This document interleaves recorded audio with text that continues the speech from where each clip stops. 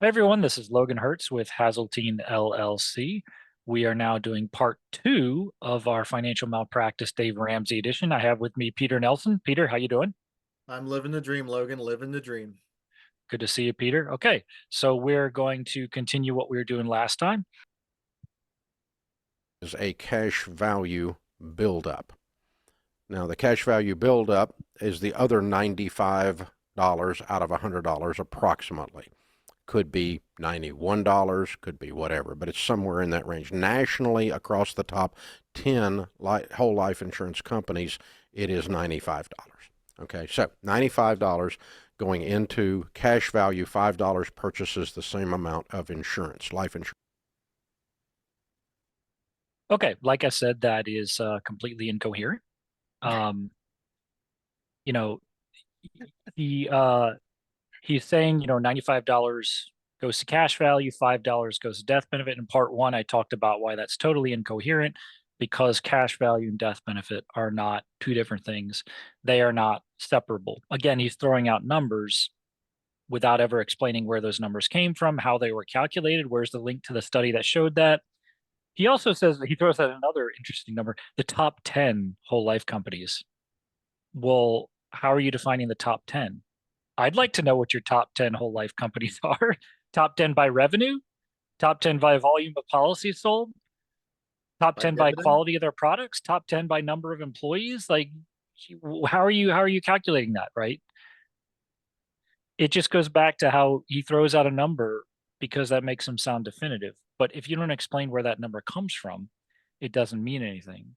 And the problem is usually not the number, it's the misunderstanding that drives a number that you think means something. Saying $5 goes to death benefit and $95 goes to cash value is an incoherent statement. It's a totally incoherent statement, right? Because those Yeah. two are not two different things. They are not separate. I also wanted to revisit, he talked By the about way, real how, quick on that, Logan, yeah, go ahead.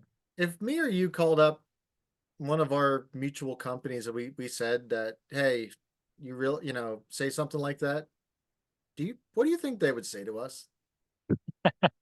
I don't know. I don't know. You'd probably be like, what the heck are you talking about? Oh, I heard it. Dave Ramsey said it. Like, anyways.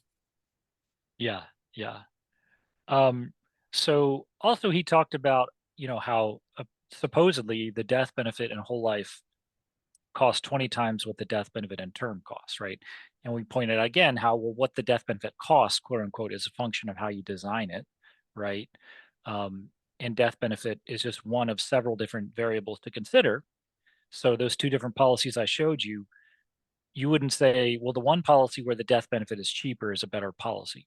No, you would just say it was designed differently. One was designed more to emphasize a permanent death benefit.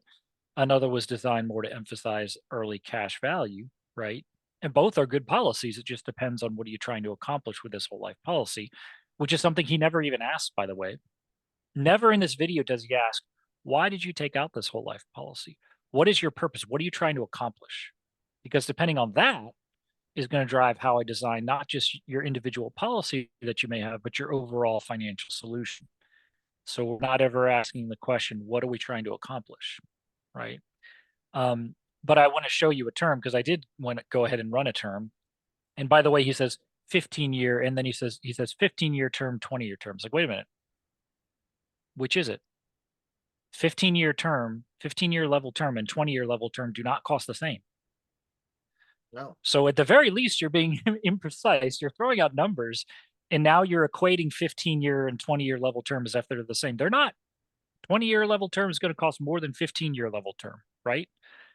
So he's kind of tipping his hand in that he's being pretty loosey goosey with the numbers, right? We're going to throw out numbers, then we need to be disciplined about where they come from. Let's make sure we have an apples to apples comparison. What are the assumptions behind them, and what can you conclude from these numbers, right? I'm still confused about this blend of 5 and 95. I'm totally like, Yeah, yeah, yeah.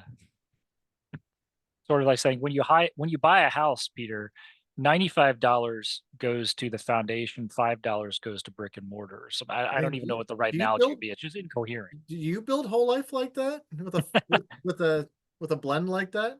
No, Yeah, of you course can't. not. Yeah, no, exactly. When I'm building a whole life policy, you can't even do such a thing, Right, right? that's what I'm saying. Like, And again, it's not like what does the death benefit cost? Well, what it costs is a function of how you design it. That's not the way anyone thinks about these things.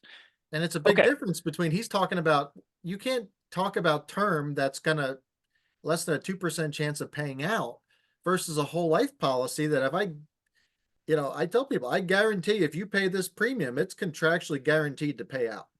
Right? Right. You purchased a legacy. You didn't purchase life insurance. You purchase a legacy if you purchase a whole life death benefit. If you purchase term, you're buying temporary protection that you hope does not pay out.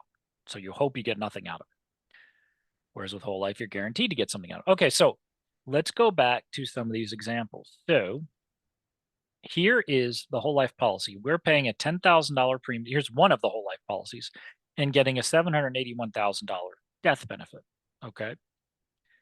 Now, let's look at what $781,000 of convertible term with the same company would cost on the exact same person. Okay. 15-year level term. Okay. It's $272 annually for 15-year level term, right? Okay. $10,000 is what the $781,000 death benefit costs. Divide that by 272. I get 36 times. Dave Ramsey says in whole life, it's 20 times. But this is 36 times. Here's a real example with the same company, convertible term. And by the way, probably the term policies that Dave Ramsey would sell you will be cheaper because they won't be convertible. Yeah, right. the banners of the world. So the number would be even higher. So in this example, it's not 20 times, it's 36 times. Because you know what, Peter, I'm ripping off my clients, man. I just want to get them. You know, that's what it's all about. Okay. That's Now what again, you do, Logan. That's what you do. that's what we do. Yeah. Once I sell my clients a whole life policy, I say, nah, nah, nah, nah, nah. I got your money. Right. It's like, come on. It's so ridiculous. Okay. So now again, $10,000 in this whole life policy gets you only $229,000 death benefit. So man, I'm really ripping off my clients here, aren't I? Right. You are. What, how dare I? You You're know, I mean, an honest whole life policy agent would sell you this policy because $10,000 gets you $781,000 death benefit. But if someone's trying to rip you off like I am, I would give you this policy where $10,000 gets you $229,000 death benefit. So Peter, why does it even exist? Why do they even let you design it this way?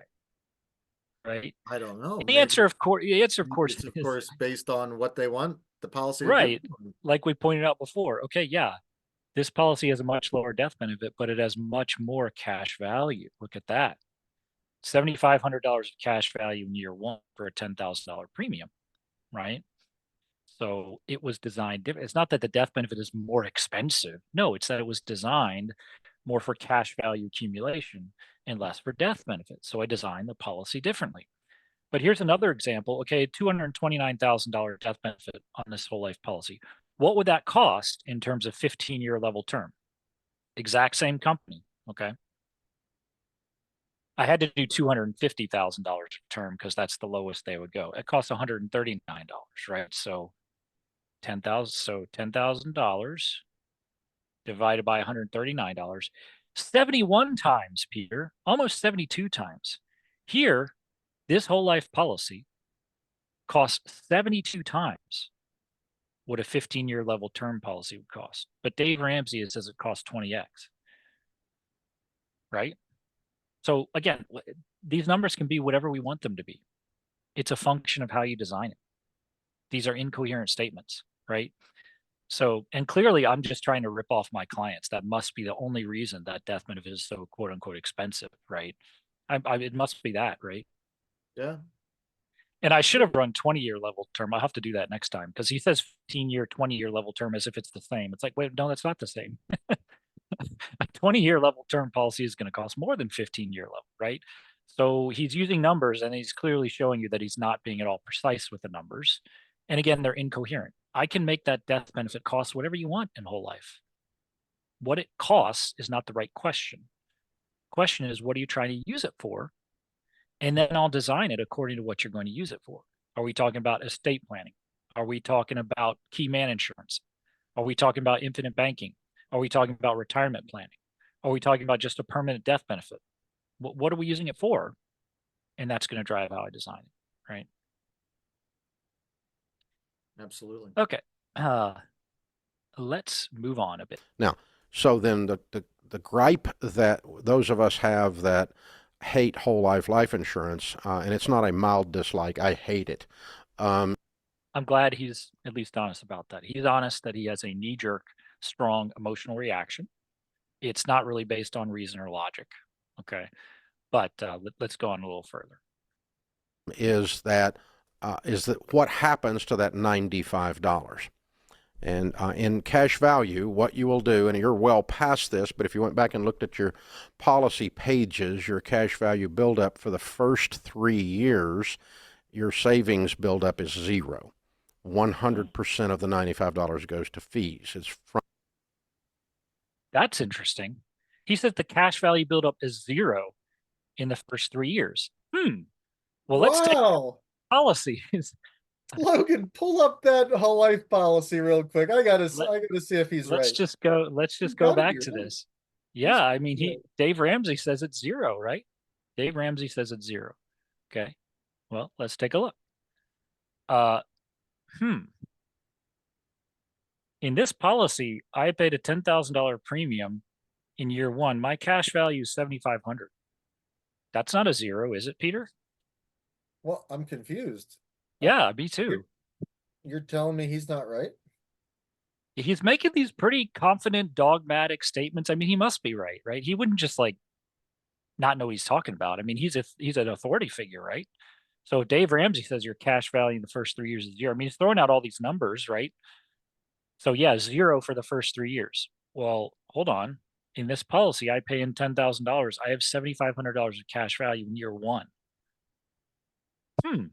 That's interesting, Dave. You know, that's not even even true, in by this the one, way. in this one, this is what he's talking about. In this one, you see the first 2 years at zero, but in year 3, you got almost 5,000 of cash value. Yeah. So again, how much cash value you have is a function of how you design it. Yeah. He's exactly. making dogmatic, authoritative statements on something that he knows nothing about. How's right? it built? Either he's ignorant or he's being dishonest, one or the other.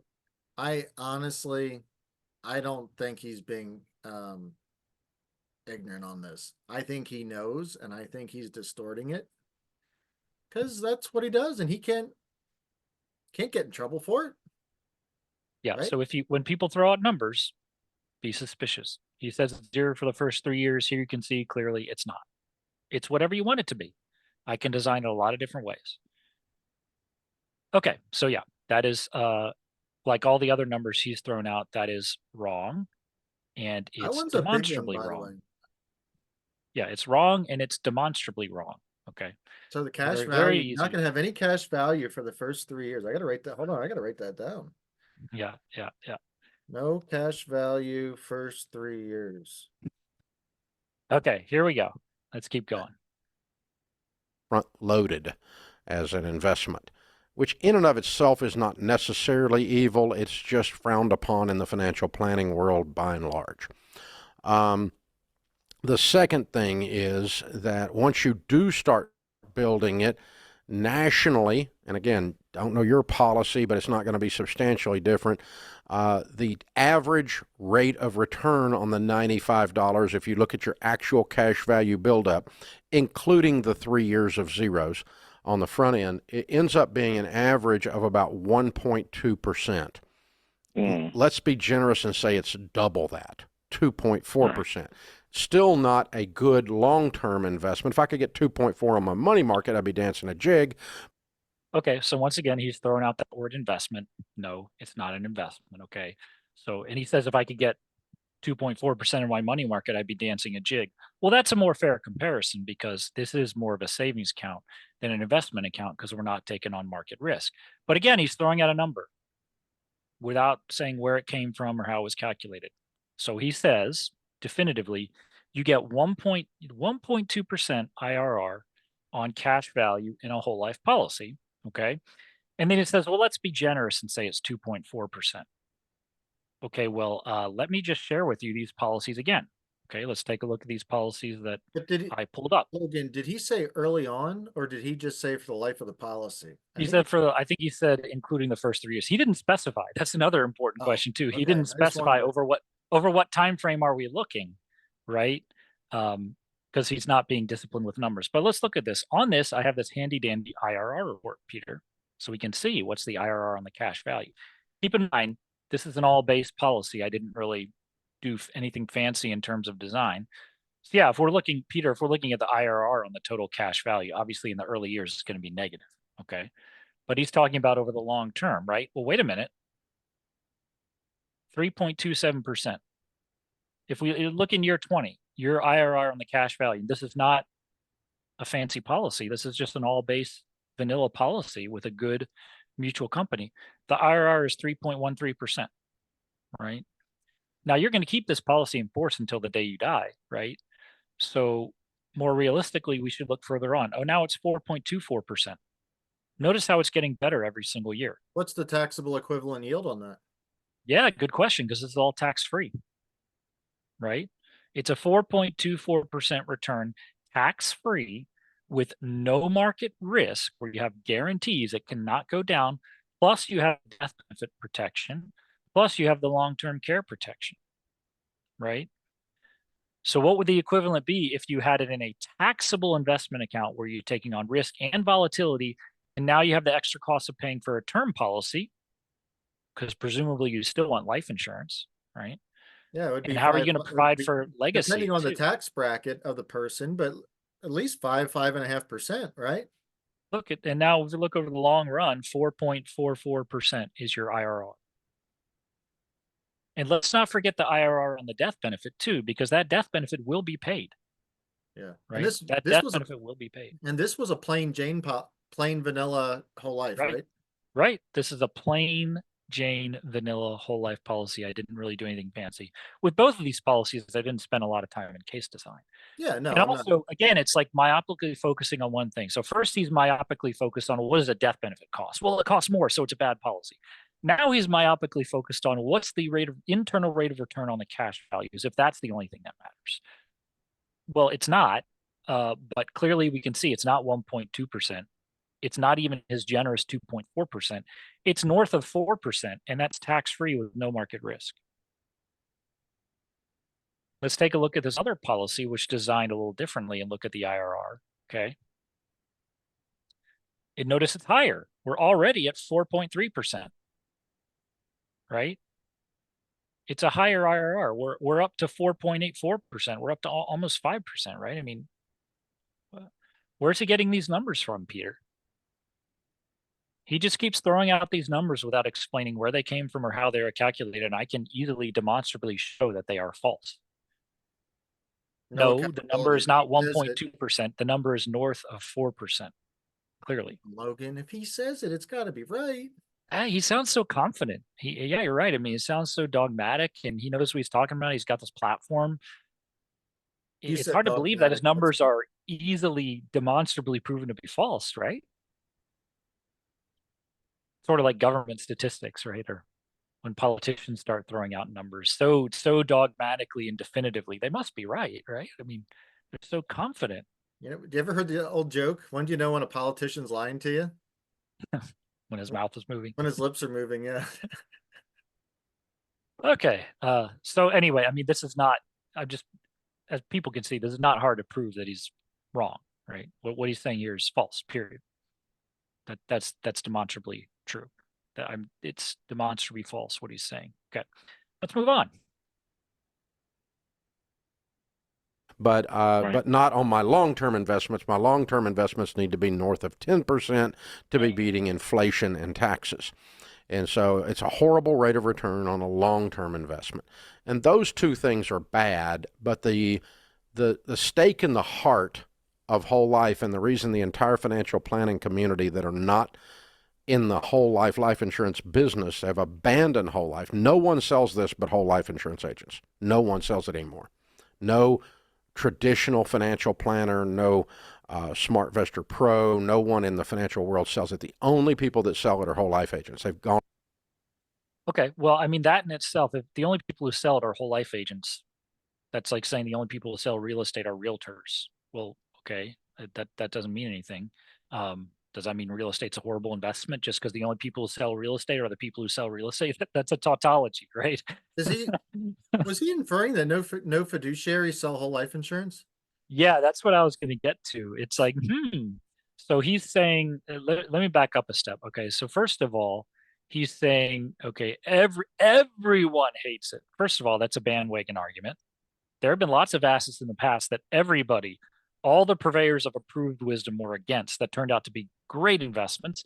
Likewise, there were also times when everyone was saying all the purveyors of approved opinion were telling you this is a great asset, and it turned out to be horrible, right? Um, so you know, but I just want to say, okay, he hates it, right? He hates it, um, and it's terrible, and no one in the financial world ever sells it. So why does the product exist? Right. I don't think it's ever a good idea to assume that a bunch of people are idiots, right? So it's like, okay, well then why does the product even exist in the first place? Like someone must be buying it, right? So who actually is buying whole life insurance? Well, let me give you some statistics. Let's pull up my screen here. You may have heard, Peter, of what's called BOLI and COLI. That would be bank-owned life insurance and corporate-owned life insurance. You want to know who the biggest owners of whole life insurance policies are? Idiots, morons, people who just got taken advantage of by a life insurance agent? Actually, no. Some of the smartest financial minds out there. Look at this: banks. 184.6 billion of cash value is now on the bank's financials as of June 30th, 2023. Bank-owned life insurance continues to be a popular investment choice. Now, I wouldn't use the word investment, right? It's not, they're not using it as an investment vehicle, nor are we. It's not an investment, okay? But again, 3,153 banks nationwide reported cash surrender values on their regulatory filings. 64.6% of banks nationwide with assets between 100 million and $1 billion currently own BOLI, bank-owned life insurance, right? Yep. Look at this. Tier one capital. By the way, you know what's interesting about that? A good chunk of that is single premium whole life. But it's primarily because the way they're building it, they're taking a big lump sum and they're just dumping it in. But anyways, that's a different story to talk about mechs and non-mechs and all that stuff. But yeah. So again, when he says no one in the financial world, everyone in the financial world hates this, what he means is everyone in Dave Ramsey's financial world hates this. Plenty of people outside of Dave Ramsey's financial world actually see a lot of value in whole life, right? And again, we can't treat whole life like it's one amorphous blob. There are a lot of different ways you can use it. It's just like real estate. That's what's so great about it. You can use it a lot of different ways, right? I also want to point out his this whole scarcity mindset, right? He keeps talking about, oh, it's expensive, fees. Oh, they charge fees. That's bad. Fees are bad, right? That's the scarcity mindset, right? It's treating wealth like it's a zero-sum game. Like if I charge, the only way I can make money off of you, Peter, is if I charge you a high fee and now I'm stealing from you, right? Usually when people charge high fees, the only way they can get away with charging high fees is by adding a high amount of value, right? Hedge funds are some of the most expensive funds in the world. They charge some of the highest fees out there. That's because they're phenomenal products, right? I mean, rich people are sometimes, willing to pay yeah. for value. They're willing to pay for value, right? So just the fact that it charges fees, I don't see why it's a bad thing, right? And he acknowledged, he says the fact that fees are not front loaded, the fees are front loaded in a whole life policy. He says that's not in itself evil, kind of implying that it is evil by saying that, right? Yeah. Notice how he has to bring in I, the moral dimension. It can't be, we're just having an honest professional disagreement about what is the best financial strategy for you. No, it has to be, I'm morally correct and you all are evil, right? yeah.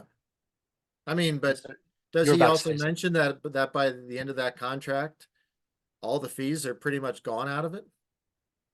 Yeah, when you think about it, so people talk about compound interest and all this capital appreciation like it's a great thing. Well, if you have your money in an investment vehicle, you know what also is compounding? The fees, right? As the balance of your account grows, the fees you're being charged also grow, right? Right. So with whole life, in my opinion, it's a more efficient contract and it's a better way of charging fees where most of the fees are charged in the early years. But then when you're getting all this compound interest in the later years, you get all that without the fees, right? Whereas with your standard investment vehicle, it's the other way around. And I, like you, Peter, I'm not saying either one is good, bad, or indifferent. It's just understand, actually, I view the fact that the fees in whole life are front loaded as an advantage, right? Because now, thanks to the time value of money and the compound interest, you get all that scot free in the later years, which is one of the reasons why whole life is such a phenomenal source of retirement income. Whereas having a large nest egg in a standard retirement vehicle oftentimes won't generate as much income because the fees are eating you up in those later years, right? Yeah. And Logan, I was looking at your illustration you built, the one that you built more, a little bit more cash heavy. Mhm. I always tell people, look at year 20, the internal buildup in cash value. Internally in that policy, if it's built properly at year 20, for every dollar of premium the person puts in, the insurance company internally, it's going to match roughly dollar for dollar Mhm. at year 20. Mhm. That's really powerful. Then if you go to year 30, for every dollar the person puts in, internally that thing is going to grow $2. Mhm. Tell me for every dollar I put in, I can get $2, I can get extra $2. Are you kidding me? There's something like that Mhm. available, and yet somehow this is bad. Mhm. Mhm. Anyways, Yeah, just absolutely. 'Cause he's myopically focused on return on investment.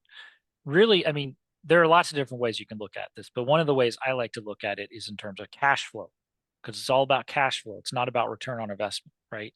So what Peter is pointing out is if we look at this, and I'm just going to look at the all base policy. Okay, so this is not a policy that's designed in the way I might typically design one, where these numbers could get even better. Look at year 20. You pay in a $10,000 premium and your cash value grows by $23,000 in that same year. So every dollar you deposit into this bank account, your account balance grows by $2.29, right. So right? in a nutshell, for every dollar that the person puts in, Penn Mutual here, or whatever the insurance company is gonna deposit another dollar, right? More than a dollar, more than Well, a dollar. I'm just making it easy. Dollar at year 20. And then at year 30, go to year 30 now. This is where it gets amazing. It gets exciting at year 30. You pay in a $10,000 premium, your cash value grows by almost $38,000. See? Now we're talking. Now for every dollar they put in, you're going to get at least $2. And this one, it's even a little bit more, right? Yeah, and this, in my opinion, is a more honest way of looking at whole life from a cash flow management perspective. It's not Yeah. about return on investment, it's about cash flow because here you can use the dollars in your policy while your policy keeps earning for you. So you can use it as a cash flow management tool. You're not parking your money in whole life, right? When you put your money in an investment vehicle, you're parking it there. It has to sit there and you have to leave it alone.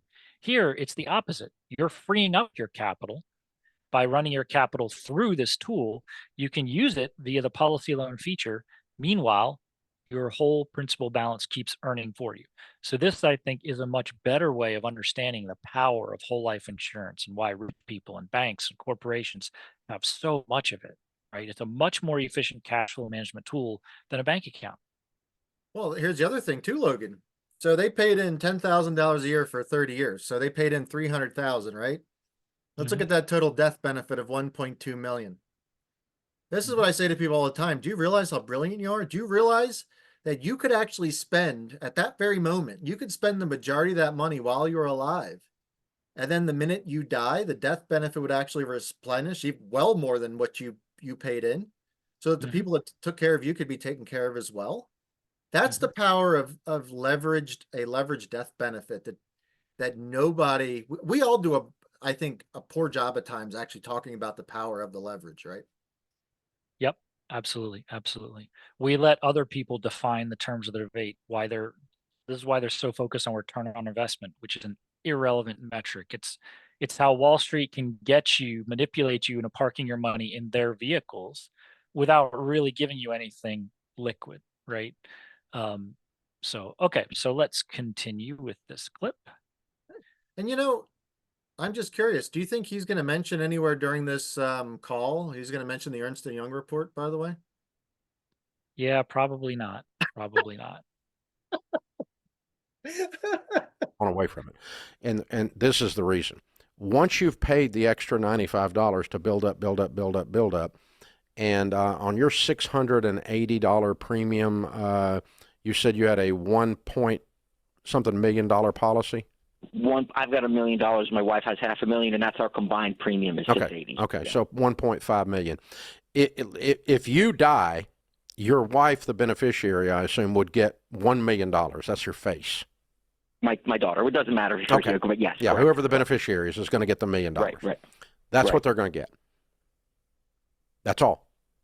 Right. If you have a cash value of $200,000 at 2.4% that you put $95 per hundred in to get to 200,000 or to get to 100,000, none of that.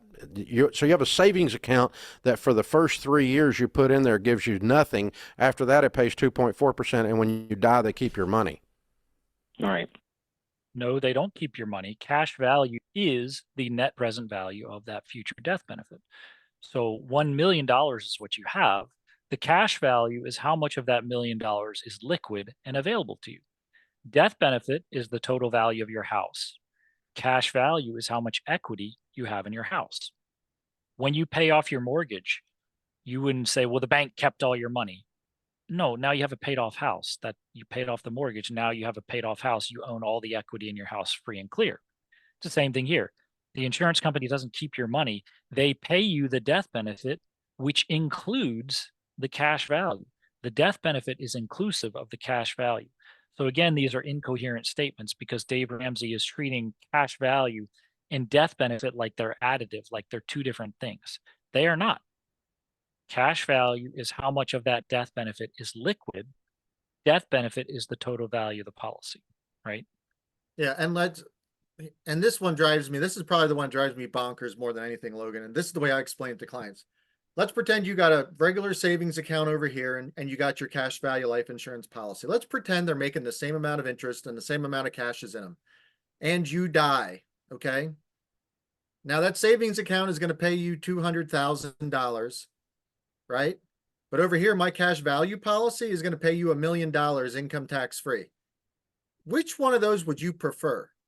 That is the most, honestly, the most disingenuous statement that he could ever make. I mean, it is so bad. Once again, life insurance is not an investment, never has been, never will be. It's a savings vehicle.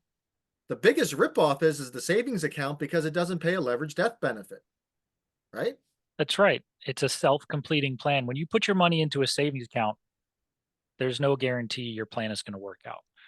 Okay, so if you start putting money in a savings account and it's earning 3, 4, 5%, and then you die, oh no, now what happens to your savings plan? If you instead take that money and put it into a whole life policy and you build up, and you build up over time and then you die, the insurance company completes your saving plan for you, right? So you take out a whole life policy with $1 million death benefit. You just started a self-completing plan to save $1 million. If you put it into a savings account and something happens to you, now your plan failed. You didn't get it, right? No, it didn't work out, right? So yeah, you're right. This is actually one of the big advantages to whole life. He treats it like it's a drawback. It's a huge advantage, And right? I think this comes to show how he does this to twist things. I mean, you really got to work at this to twist this around. I mean, it's stunning to me because when I turn it around on people, they're like, "Oh yeah, that makes a lot of sense, actually." Yep. And he also mentioned earlier, I did want to revisit where he said, if I'm going to invest, I want north of 10%. Okay, I would like to see that. I would really like to see proof, right, that I can get north of 10% in your mutual funds. Because I mean, if that's really doable, that's a great deal. I'll take north of 10%, right? Yeah. But and let's not look just at use actual averages. numbers. Not just Yeah, averages. Let's look at total return. right, real return, not average return, which is different. Taking into account taxes, taking into account the risk involved, taking into account the risk of you dying or having a long-term care event that could blow a hole in your investment plan, right? Whereas whole life would protect you against all of that. And if we want to bring up actual real life numbers as opposed to made up numbers, that Dalbar report that we mentioned before in another video series shows that the actual real life rate of return your real life person actually get is not 12%, it's not 10%, it's 2.9%. That is the actual historical rate of return people have actually gotten in these so-called investments. Okay. And even if you're, again, my response to Dave Ramsey would be, okay, you're saying north of 10%. How much of that is guaranteed? What's the guaranteed rate of return when you put your money in the market? Wow. The worst case scenario is negative 100%. You could lose everything. You could lose everything. Right. In whole life, the guaranteed rate of return will be a positive, right? There is a positive rate of return that you are guaranteed to get, even if you die, right? Yeah, just like I always talk about the Nikkei. Looking at it now, December 29, 1989. Did you know the Nikkei still hasn't come back from that day? So if, as I say to people, if the market stayed down for 30 plus years, would that be harmful to you and your family? Now, I'm not saying that's going to happen here, but that happened in Japan, which at that point was the second largest economy, now the third largest economy, right? Yeah, it's just not worth the risk. And of course, like we keep pointing out, it's not an apples to apples comparison because when you put your money into an investment vehicle, you're taking on risk and volatility. Whereas when you put your money in whole life, there's a guaranteed rate of return. So you're not taking on market risk. So it's not a fair comparison Right. at all. It's like comparing a savings account to an investment and saying no one should put their money in a savings account because you'll get a better rate of return in an investment, which probably won't happen, believe it or not. But at least in theory, you could get a higher rate of return in an investment. And here's the other thing too, that they kill me when they use that. I hate that IRR report. Can we factor in every time there's a government, Wall Street, or bank screw up? Can we really factor in when we're accessing the money out of that cash value life insurance policy in order to take advantage of all those screw ups? Is there a way to actually calculate that? No, there's really not, right? Right. Okay, let's continue a bit more. Which makes it absolutely horrendous. So you're much better off, and many, many decades ago, the financial planning community, by and large, started moving towards buying term life insurance for the $5 per 100 and doing almost anything else with the 95, but over in the investment world, away from the insurance world. Put it in a freaking fruit jar. At least it's there. So I just want to point out one thing. He's talking about buy term and invest the difference. One of the things that Dave Ramsey is really good at is understanding human psychology. So when he's helping people get out of debt, he understands that debt is not the problem. It's a symptom of a problem.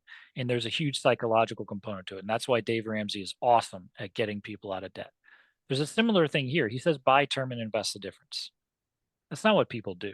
Okay. People buy term and spend the difference, right? Like how many people are actually disciplined where they go look at, okay, what would a whole life policy cost? Okay, now let me take 5% of that and buy a term policy, and I'm going to take the rest and invest it in a disciplined manner. That doesn't happen. People don't do that, right? Life does not exist on a spreadsheet. You have to take into account human psychology. Okay, so it's wrong even on its own terms. Then, of course, as we point out, well, that's not a fair comparison because if you're investing money, you're taking on market risk. Whereas when you're saving money in a whole life policy, you're not taking on market risk. So as Chris Kirkpatrick would say, buy term and save the difference, meaning secure your full human life value with a combination of convertible term and specially designed whole life where you can start to accumulate savings, right? Yeah, you stopped it. I think he's about ready to say freaking fruit jar.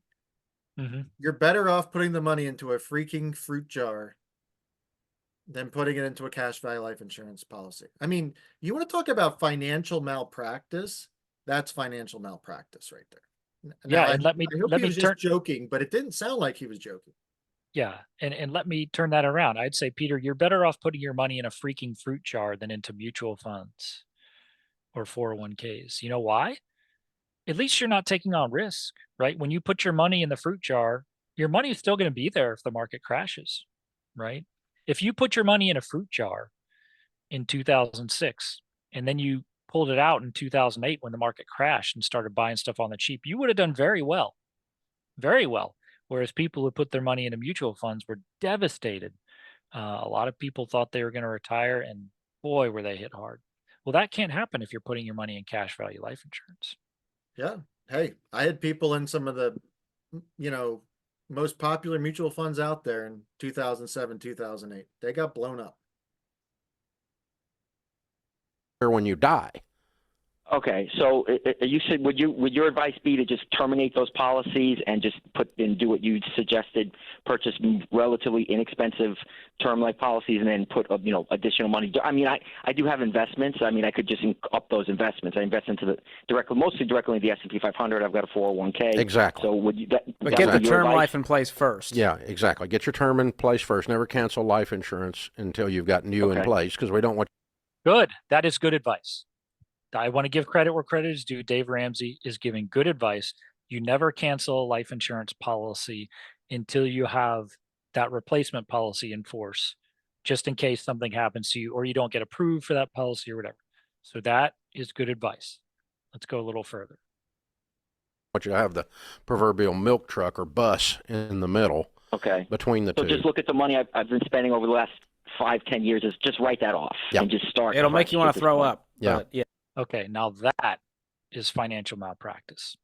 Recommending someone surrender a seasoned whole life policy without even looking at the policy is absolutely horrendous advice. Now, as I said, it's possible maybe if I looked at the policy, I would say, yeah, maybe you should surrender, but I doubt it. The number one most important element in whole life, this is really important to understand, is the passage of time, because you cannot get that back.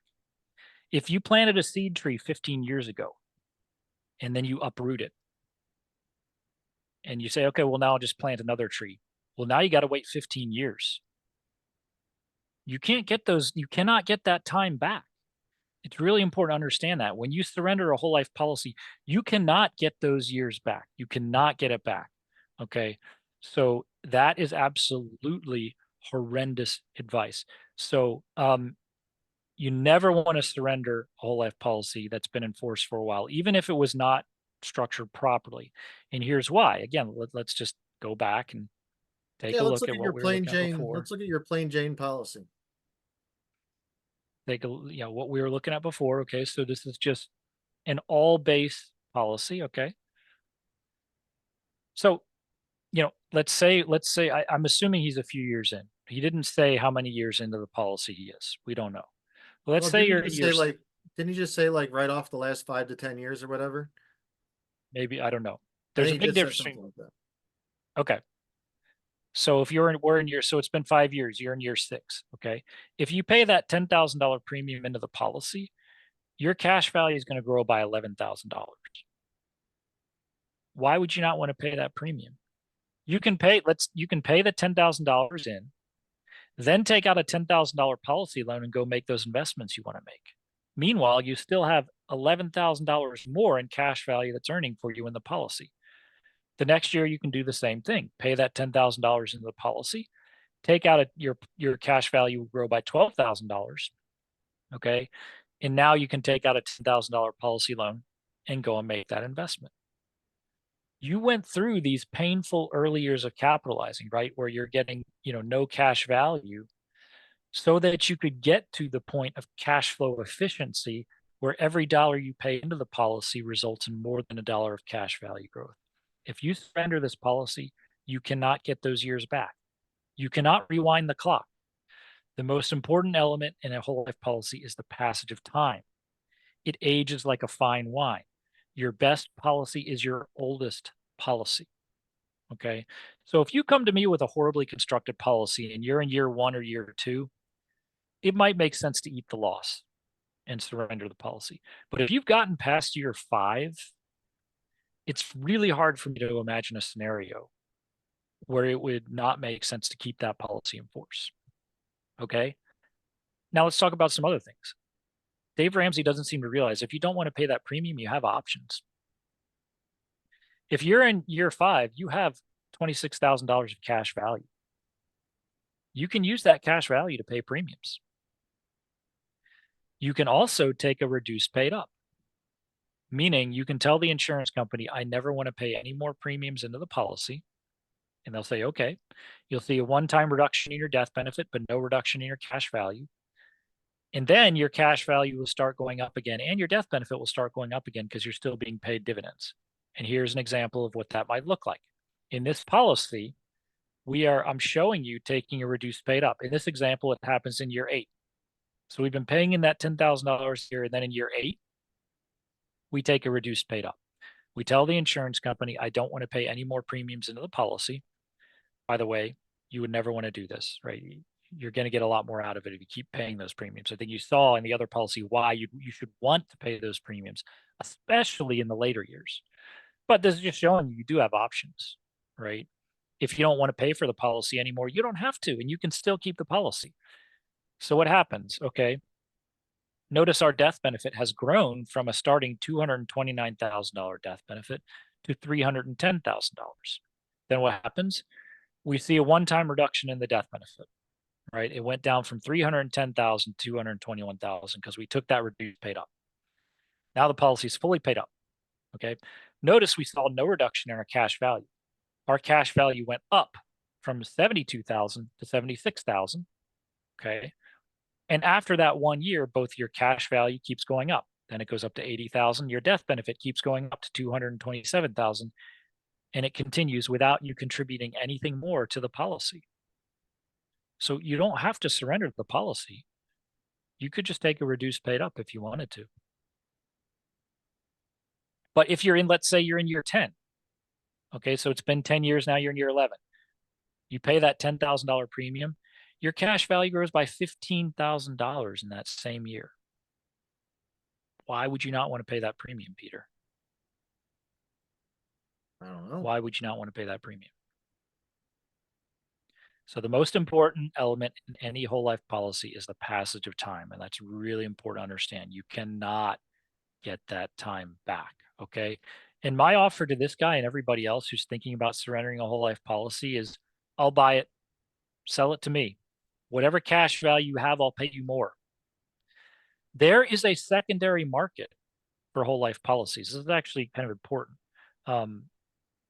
If you have a term policy, unless it's convertible term, no one's going to buy it from you. Why would they? There's no value to it. If you have a whole life policy, especially a seasoned whole life policy, I will buy it from you. I am a buyer. There is a secondary market out there. It's called life settlements. You can look it up. There are companies, there are investors out there who buy these things all day long.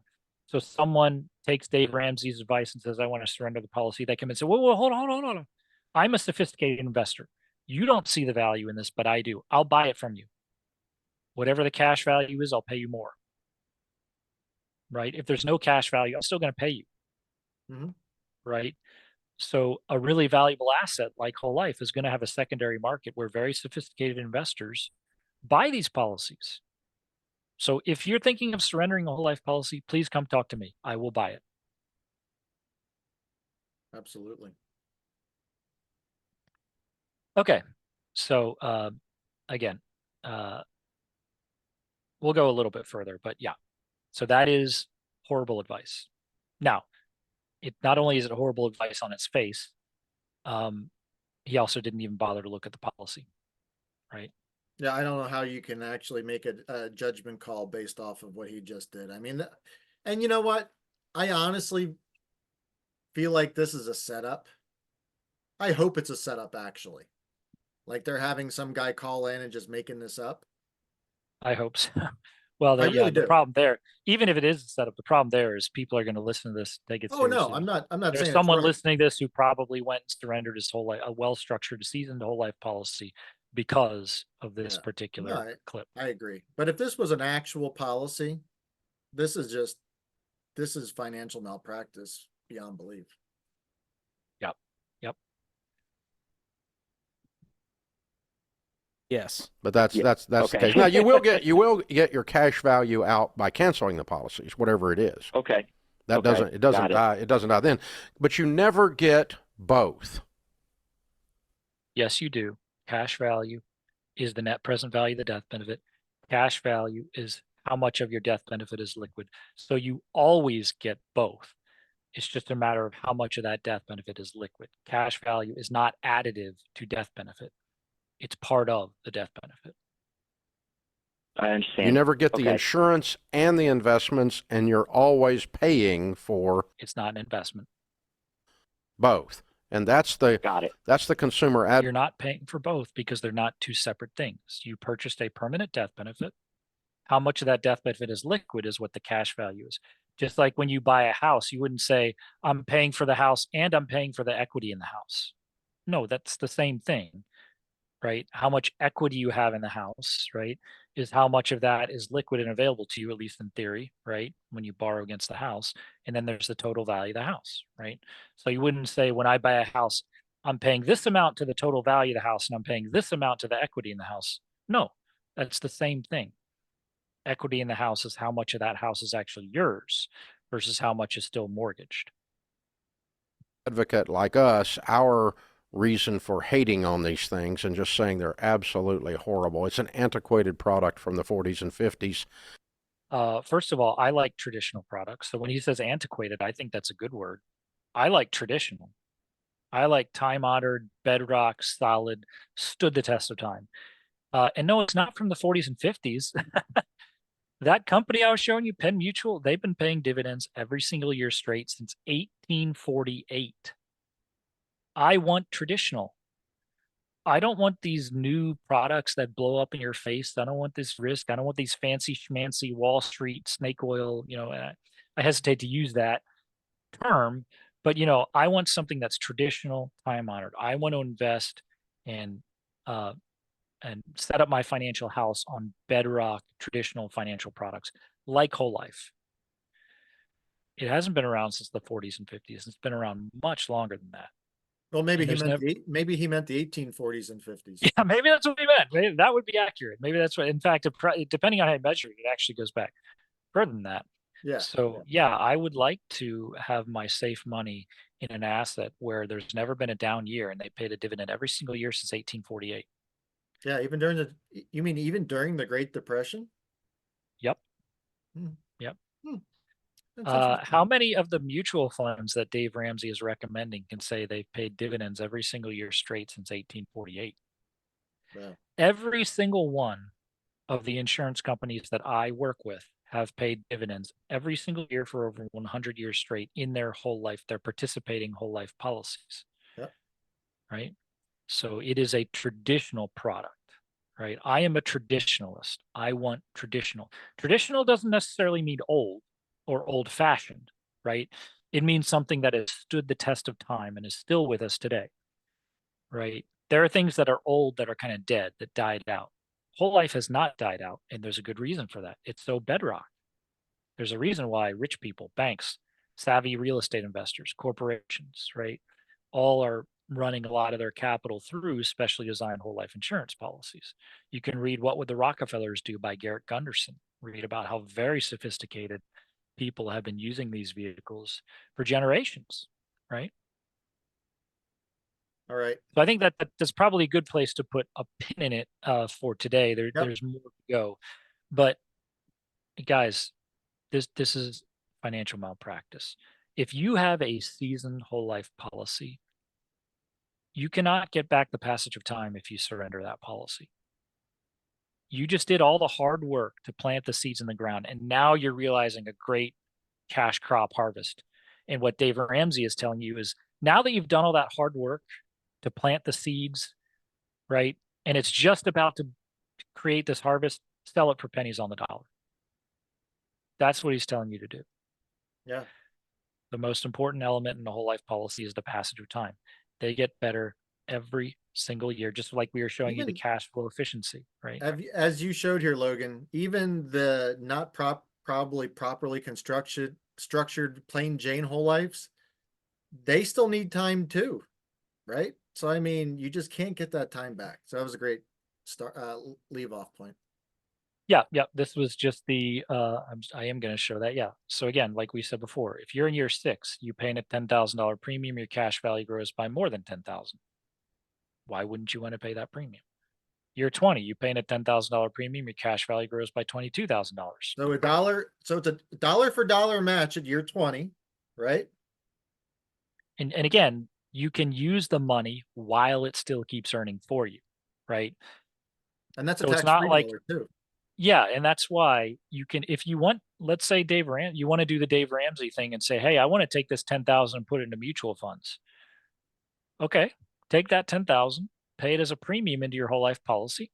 Your cash value now grows by 15,000. Take out a $10,000 policy loan and go and buy those mutual funds. Now you have your $10,000 working for you in the mutual funds, and you have $15,000 working for you in your whole life policy where it has a guaranteed rate of return. So if those mutual funds go down, guess what? You didn't lose your money. It's still working for you in your whole life policy, right? So you can do both with the same dollar. It's not an either or scenario. It's a both and scenario with the same dollar. Okay, so I think that was we'll keep going with this, but yeah, recommending someone surrender a seasoned whole life policy. Notice I keep using that word, seasoned. If you're in year 1 or year 2 of a whole life policy, you might say, you know what, that was a mistake and surrender it. That might make sense if it was not a properly structured Yeah, policy. if it was a plain Jane, okay, I can see that. Yeah, once you get past year 5, I cannot off the top of my head think of any scenario where I would ever recommend anyone surrender a whole life policy. But once again, do not surrender even that maybe suboptimal policy until you either have a convertible term or another whole life policy in force. Never get rid of your policy until something else is in force. Right, and come sell it to me. I will buy it. Yeah, Logan's I will buy buying. it. And I'm not the only one. There is a whole No. market for these things. There So is. come sell it to me. There's- I'll buy it. Okay, thanks so All right, much for your Logan. time, Peter. Greatly appreciate it. God bless, Godspeed. God bless everyone.